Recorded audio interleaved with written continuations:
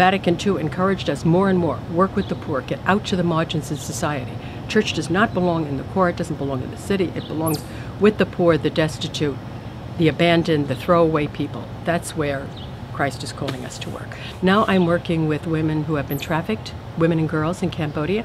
I also work with girls who work in bars. And I have worked with women who work in prostitution. And I feel that they are, in a sense, some of the most marginalized people. Sometimes the contempt that's expressed towards them, the stigma on girls who have been trafficked is so unjust. So what we do is, and particularly my thing, is helping them with the vocational training so they get skills, and then we help them find decent jobs and also get them primary education. So many girls who come to us have only like primary 2, and they're 16, 17 years of age, and you can't do anything with that now. So our objective is to at least get them a primary school certificate, which will take at least 2 years, and then at the same time we're training them to work in high-end restaurants and things.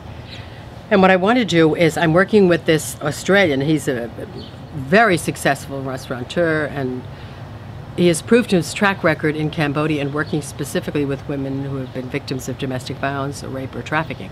And I've worked with him in the past in one of the other shelters. So we want to we're setting up an NGO that will give higher levels of training to the girls so that they'll really be able to get a decent job. And at the same time, we want to get them a primary education. So they'll be studying at night to get a primary education, get their certificate, primary 6, then later they can go on, and at the same time get this higher level and work in one of the restaurants we'll set up. This man, Frank Woods, he's very, very good. Like in the past, he would go to the big hotels, 5-star, and say, I want to cook for your staff. And some days they'd rather haphazard. And so what he did is set up, and the women would go and cook for their staff. And sometimes they have 400 staff in these huge hotels. And even won the contract for the U.S. Embassy and other places. So we want to set up something like that and get the girls a higher level of training. And my thing is, we have now got to stop the demand side of this equation. We have been working so much trying to keep the girls in school. We have scholarship programs to keep poor girls in school. We have these rehabilitation programs. But you're constantly chasing this. And it's getting actually worse. As countries in the developing world get more money, then the men feel entitled. Oh, we have men's clubs now. We go out, we drink, women, everything. And what happens is it fuels the demand for trafficking, because no man, as they get older, wants their prostitutes to get older with them.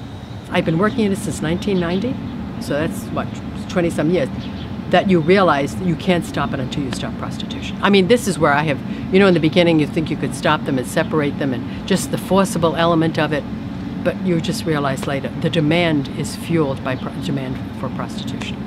And if that's allowed to just go unchecked, prostitution is glamorized as sex work, it will never stop, and we can't have that. We can't have younger generations of girls from poor areas around the world just sucked into this thing. And to see the suffering of these girls, and to see how you can easily wreck a life, and so young in their life, that this is the core of what I am about. This is, and I know it, it's the meaning of my life, it's the reason I'm here. And it makes me want to get up in the morning, and I have great hope about it. I know we will end this. I know it.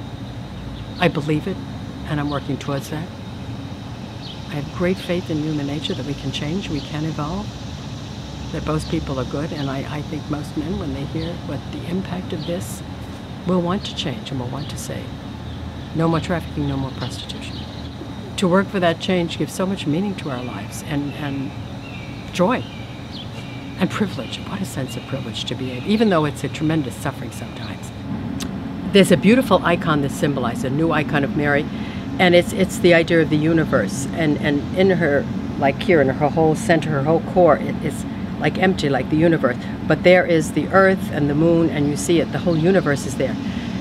But like when the girls come in, it's like they come in with one big gaping hole, in the center of their being. And then the thing is to help them to see that there's a whole world inside you, that nothing has touched your basic dignity as a human being. You deserve so much better. And then we have to change the stigmatizing of society. Talking to people about that these women have no choice. People always say, well, there's always choice here. And then to show them, when you're in such dire poverty, the obligation falls to you to help the family, or there's a family member sick and there's no way you can get money quickly to pay. There's no healthcare system whatsoever in Cambodia. So you have to go to a brother, you get initial money up front. So it's like a debt bondage, but you do it for your family. It's always this tremendous self-sacrifice, and it's not a choice. There's nothing else you can do. And I think this is important that we help them to see what they have done for their families, and then to reclaim their honor and reclaim their sense of dignity. And it is a form of resurrection. Indeed it is.